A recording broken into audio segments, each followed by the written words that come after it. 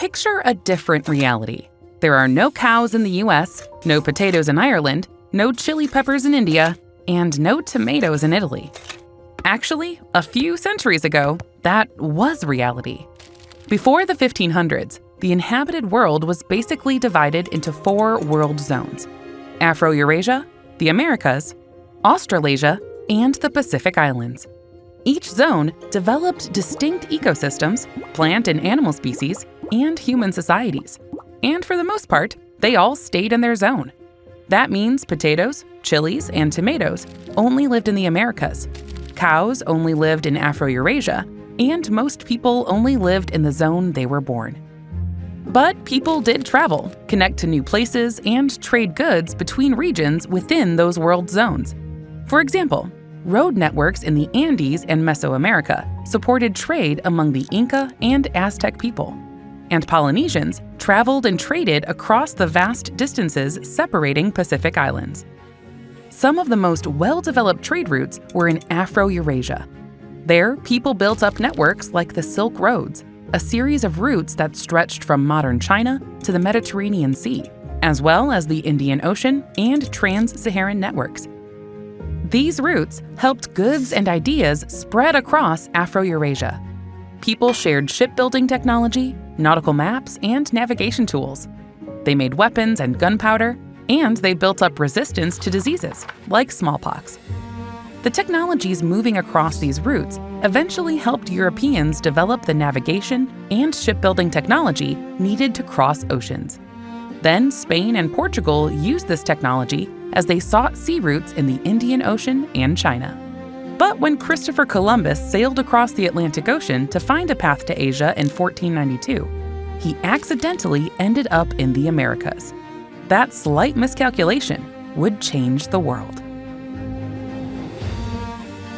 The arrival of Europeans in the Americas set off what became known as the Columbian Exchange. Now, ideas, people, plants, and animals weren't just spreading within world zones. They were also regularly spreading between them for the first time in history. And it increased complexity in the Americas, in Europe, and across the entire world. When Europeans went back to Afro-Eurasia, they brought stuff with them from the Americas. The tomatoes and chilies that had lived in Peru, Ecuador, and Mexico soon found new homes in Italian and Indian kitchens. Pineapples left their tropical homes and became a status symbol in Europe. And potatoes and corn moved across the ocean to quickly become some of the most important crops across Afro-Eurasia. These new foods helped the Afro-Eurasian population grow, leading to more workers and more people who wanted to travel between world zones in search of new opportunities. And as Afro-Eurasians poured into the Americas, they brought stuff too. They introduced crops like sugarcane and wheat, and animals like cows, horses, and even honeybees. But this incredible exchange of resources also had some significant downsides.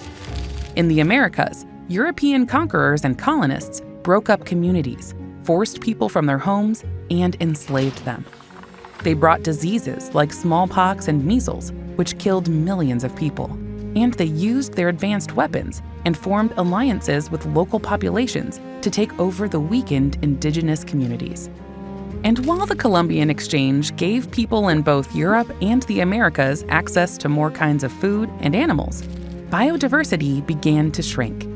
People prioritized crops like potatoes, sugar, and wheat, which led to less variety in native plants, and it eventually caused problems. For example, while there were thousands of types of potatoes in the Americas, Ireland only grew one type.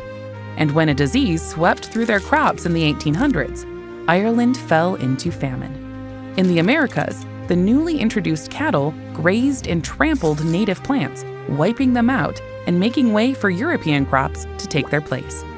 As European colonizers prioritized the growth of monoculture cash crops like tobacco, sugar, and cotton, they also forced tens of millions of people from Africa to migrate to the Americas as a labor force in the transatlantic slave trade. This practice devastated African communities and broke up families. Millions of enslaved Africans did not survive the Middle Passage voyage across the Atlantic Ocean. Those who did lived hard lives of forced, brutal labor in a system that persisted for generations. And while they used and destroyed African and indigenous people and communities, European nations grew wealthy. They gained influence and power that would shape history. The Columbian Exchange increased complexity across the world. The movement of people built new connections, allowing for the spread of ideas and food, and shaping economies and industries. But that connection came at a steep price. It wiped out species, devastated communities, and increased inequality. Ultimately, it changed the world forever.